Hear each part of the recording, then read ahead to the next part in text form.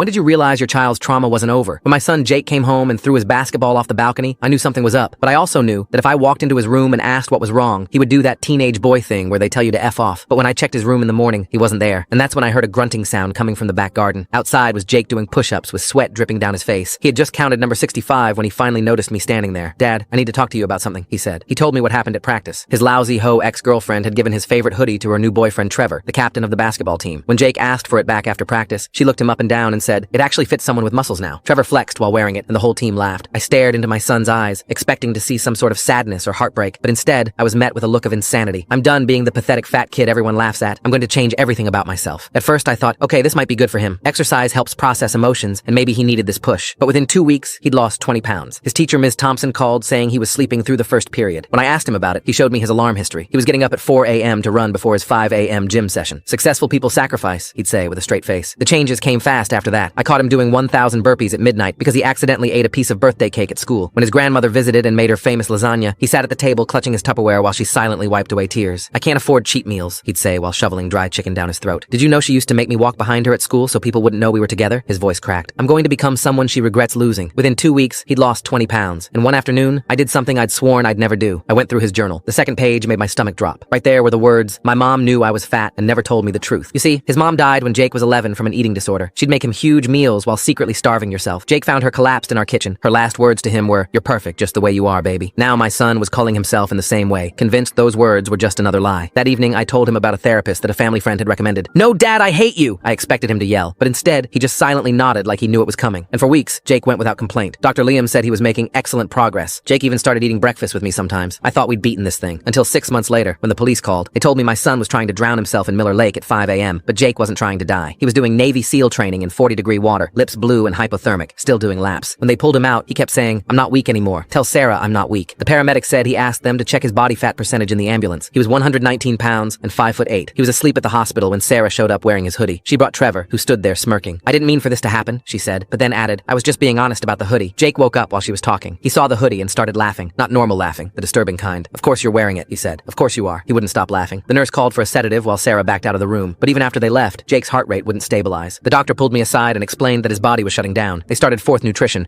but Jake kept pulling at the tubes. "It's making me fat," he whispered. That night his heart stopped twice. They brought him back both times, but the doctor said the damage was extensive. He woke up once more. "Dad, am I skinny enough now?" he asked. I told him he was perfect, that he'd always been perfect. He smiled and said, "Don't lie to me like Mom did." Jake died at 3:30 a.m. The official cause was cardiac arrest due to severe malnutrition and hypothermia. I didn't say a word. Not because I wasn't extremely heartbroken, but because I knew I had to make Sarah pay. Full story on channel, link below.